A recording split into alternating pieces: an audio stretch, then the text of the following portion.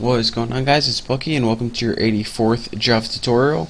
In this tutorial I'm going to be going over graphics because, well, my ultimate goal of these tutorials is pretty much to make computer games, and we can't make a computer game without sweet graphics. So I'm finally getting into graphics. I decided to abandon flow layout and stuff for now because, this is just much more exciting. If we need any other layouts, we'll go back to them, but for now I want to start making some sweet graphics on the screen. So let's go ahead and do that. As you can see, I made a new class called Peach because, well, to be quite honest, just because I like peaches, and it needs to extend JPanel because we're going to be using that. So don't forget to have all your imports. Now let's go ahead and get started with making graphics on the screen.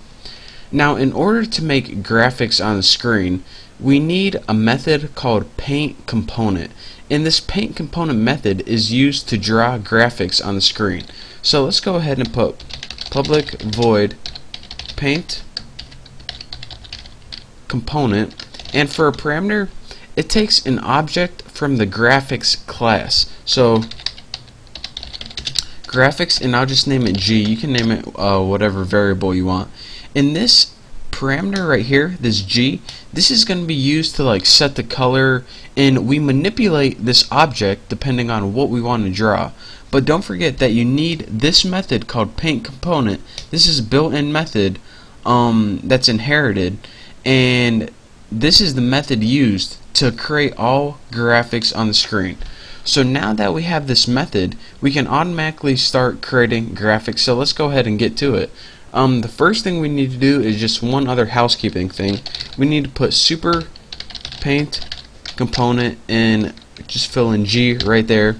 And what this is going to do is it's going to call the superclasses. Remember, this is how you call superclasses methods. We want to call the superclasses paint component method, and you just need to do this because there's stuff in the superclass that we need to use just for housekeeping stuff, and pass in your parameter or whatever it was here. And that's the only kind of confusing thing that might not be self-explanatory, so don't forget that. So now let's go ahead and get started. The first thing we want to do is set the background color for our screen. So go ahead and write this, which means this object, set background, and bam, look at that. Now, as a parameter for your background color, you just take a color. Now, Java already has built-in constants of colors, which is pretty much all your basic colors, but for now, in order to get constant, just put color dot white because we just want a plain white background. So now we pretty much have on our screen a white background. Not very exciting, but we're going to change that soon. In order to draw objects on the screen, you first need to tell your object or your graphic object what color you want to use to draw with. So let's go ahead and put G set color, and as a parameter, just like set background, it takes a color constant. Now let's go ahead and set our color to color dot blue, and make sure blue is in all caps, and that means constant in Java. So now that we have a color for our graphics object, we can begin drawing a rectangle on our screen. So the first thing I'm going to tell you guys is how to draw a rectangle, and to do that it's fill rect. And what this is going to do is it's going to give you 4 parameters, and this is going to draw a rectangle, a solid rectangle on the screen. So the first parameter it takes is the X parameter and Y. Now this top left corner of your window is 0, 0, and from left to right this is the X from left to right, and Y is up and down. So let's go ahead and make the coordinates X and Y, and you should know this if you ever took a math class in your life. So at 25, 25, which would be somewhere around here, 25 over and 25 down, that is where we want the top left of the rectangle to be. Now, how wide do we want the rectangle to be?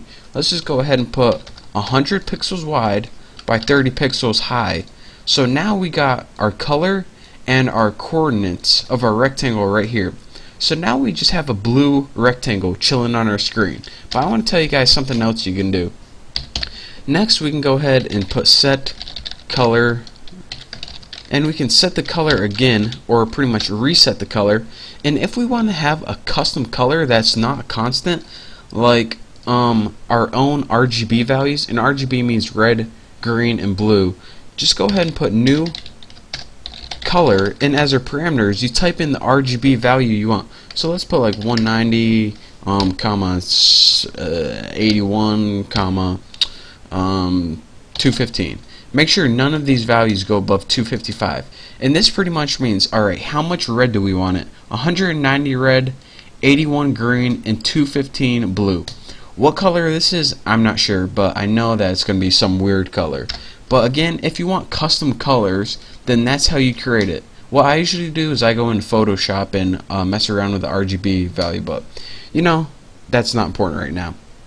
So now let's go ahead and put this rectangle, or draw a rectangle. So G, fill, rect. And again, we have to fill in all our parameters. So where do we want to, we can't have it start in the same place. So let's have it like start at 25 over, but we'll have this one go 65 down, since this one ends at 55. So again, this is the Y and this is the height. So this will give us 10 pixels of padding, and you can mess around with this on your own. And we'll make it the same width and height for, you know, it's just nice to be constant. Get it? Constant? I just made it up. It's not even a joke really. But anyways, now we have two rectangles chilling on the screen. So the last thing I want to show you guys is that not only rectangles, but you can actually draw text on the screen. So let's go ahead and change our color one more time, just because we don't want everything the same color on the screen. It's going to be boring. Set color, and we'll just change this color to like red or something using color.red is our constant. And now let's just go ahead, and this is how you draw strings or text on the screen. G.draw string. How easy is that? Now your iterator is pretty much what do you want the string to say. And this is some text. And make sure you spell text wrong or else it won't work. I'm just kidding. And now where do you want it to appear? Well, let's make an X25 and let's see, 120. That should be below everything. So now we have a rectangle right here, a rectangle under it, and some text under that. So now I already did this all. I forgot I already did this all. But pretty much make a new frame with your title. Set the close operation. Don't forget to do that. And then make an object of your class, whatever you named it. I had a peach class, so I named it P. Add it to the frame. Set the size of your window, and make sure you set the visible to true so it actually appears. And now if we go ahead and run this program, you see that we created two rectangles that were filled in because we used the method fill rectangle. And again, if I do this, you can see that the coordinates for the first one, the blue one, were 25 over, 25 down. This is 100 wide and 30 pixels tall. And next we set the color again, and we gave it our custom color. Evidently this is some kind of purple color.